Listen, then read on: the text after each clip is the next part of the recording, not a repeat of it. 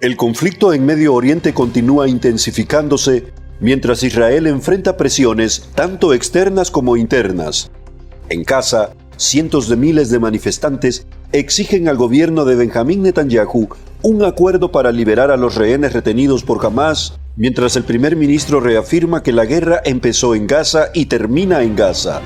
En paralelo, la región sigue bajo amenazas de ataques de grupos respaldados por Irán, como los hutíes en Yemen, cuyos misiles fueron interceptados por Israel. A nivel internacional, Australia responsabiliza a Teherán de acciones terroristas antisemitas y expulsa diplomáticos iraníes, mientras Alemania rechaza sumarse al reconocimiento de un Estado palestino. Entretanto, Israel enfrenta críticas por incidentes en Gaza, aunque sostiene que jamás utiliza hospitales y civiles como escudos humanos. En Estados Unidos, el presidente Donald Trump impulsa un plan integral para el futuro de la franja una vez que termine la guerra. Jerusalén, Israel.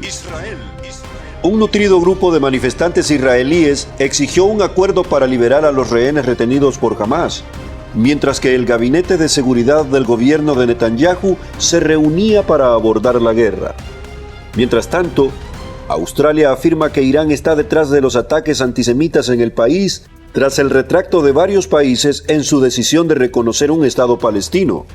Los israelíes en Jerusalén y el centro de Israel se despertaron la madrugada del miércoles con el sonido de las sirenas cuando los hutíes en Yemen lanzaron otro misil balístico contra el Estado judío. El misil fue interceptado y no causó heridos ni daños. Unos 350.000 manifestantes realizaron una multitudinaria manifestación en Tel Aviv el martes por la noche, insistiendo en que el gobierno negocie con Hamás sobre los rehenes. Tras la reunión del Gabinete de Seguridad, el primer ministro Benjamín Netanyahu apenas comentó sobre lo discutido. Refiriéndose a la guerra, dijo: «Empezó en Gaza y terminará en Gaza. No dejaremos que estos monstruos, de Hamás, permanezcan allí. Liberaremos a todos nuestros rehenes y nos aseguraremos de que Gaza ya no represente una amenaza para Israel». Jonathan Spire, del Foro de Oriente Medio, cree que la guerra solo puede terminar con la victoria de Israel. Declaró: «En mi opinión, debe terminar con la destrucción total de la autoridad islámica en Gaza. Cualquier cosa menos que eso representaría una victoria para Hamás». Israel se disculpó por la muerte de periodistas en un ataque contra el Hospital Nasser de Gaza y señaló que 6 de los otros fallecidos en el ataque eran terroristas. Los hallazgos iniciales indicaron que los soldados confundieron las cámaras que los enfocaban con un puesto de observación con elementos hostiles armados. Jonathan Corinkus, miembro principal de la Fundación para la Defensa de las Democracias, afirmó sobre las fuerzas de defensa de Israel: «Lo que encontraron en todos y cada uno de los hospitales fue que combatientes de Hamás, terroristas, estaban utilizando y abusando de los hospitales para actividades de combate». Corinkus cree que las conclusiones de Israel y su admisión tras el ataque demuestran su moralidad. Observó: «Este es uno de esos raros casos en los que Israel tiene la oportunidad de reconocer un error y fortalecer su credibilidad, actuando y demostrando que nos tomamos en serio nuestra moral y nuestros valores, y cuando cometemos errores, los asumimos». Independientemente del incidente, Amnistía Internacional publicó un informe acusando a Israel de crímenes de guerra. Sin embargo, Corinkus afirma que la organización ha perdido credibilidad. «Me parece una organización que se centra irracionalmente en Israel», declaró. Corinkus añadió: «Si se tratara de derechos humanos, si se tratara de prevenir el sufrimiento de los civiles, sus principales objetivos serían los terroristas de Hamás que gobiernan y oprimen la Franja de Gaza, que son los principales culpables, los principales opresores y violadores de los derechos civiles en Gaza desde que llegaron al poder en 2007. En Estados Unidos, el presidente Trump, quien recientemente declaró creer que la guerra terminaría en unas semanas, está planeando con antelación. Y el enviado especial, Steve Witkoff, se reunirían hoy en la Casa Blanca para discutir un plan integral para gestionar Gaza después de la guerra.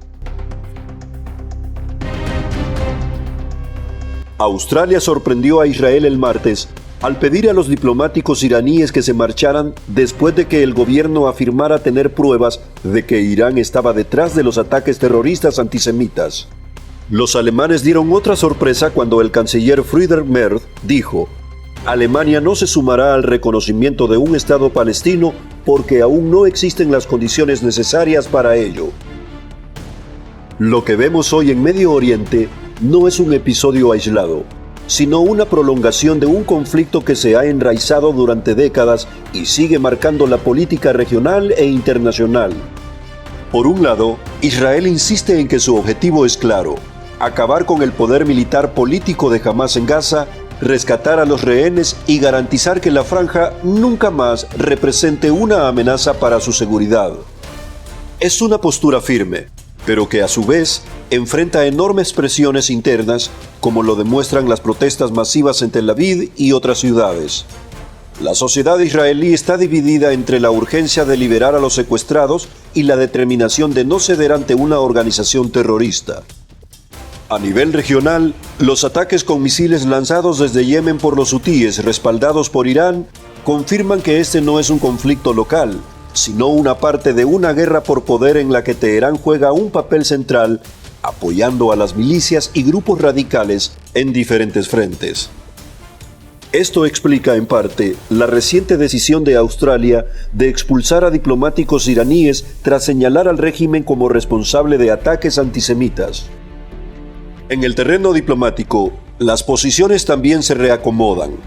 Mientras algunos países europeos reconsideran o frenan el reconocimiento de un Estado palestino, como Alemania, la política internacional hacia la región se vuelve cada vez más cautelosa. El mensaje es claro: sin condiciones mínimas de seguridad y sin un interlocutor palestino legítimo que no sea Hamás, es prácticamente imposible avanzar hacia soluciones políticas duraderas. Del lado de Israel, el incidente con la muerte de periodistas en Gaza vuelve a poner bajo la lupa el costo humano de esta guerra. Aunque las fuerzas de defensa de Israel admitieron el error y recalcaron que su objetivo eran combatientes, la batalla por la narrativa es intensa. Organizaciones como Amnistía Internacional acusan a Israel de crímenes de guerra, mientras voces cercanas a Jerusalén sostienen que esa crítica omite un punto crucial: el uso sistemático que hace Hamás de hospitales, escuelas y civiles como escudos humanos. En esa tensión se juega también la credibilidad de las instituciones internacionales. Finalmente, la mirada se dirige hacia Washington, donde el presidente Donald Trump, junto con su equipo, prepara lo que ha llamado un plan integral para la administración de Gaza en la etapa posterior a la guerra.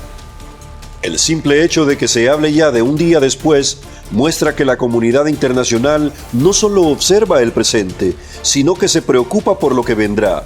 Cómo evitar que Gaza vuelva a convertirse en un epicentro de violencia y cómo garantizar que la población civil no quede atrapada en un ciclo interminable de guerra y destrucción. En conclusión, Medio Oriente atraviesa un punto de inflexión.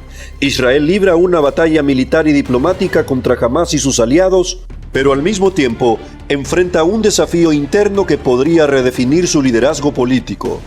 Irán sigue moviendo fichas en el tablero regional y las potencias internacionales calculan sus pasos con cautela. Lo único cierto es que el desenlace de esta guerra no solo afectará a Gaza e Israel, sino que tendrá repercusiones profundas en el equilibrio de poder en toda la región. Just Productions. Brillando en la red.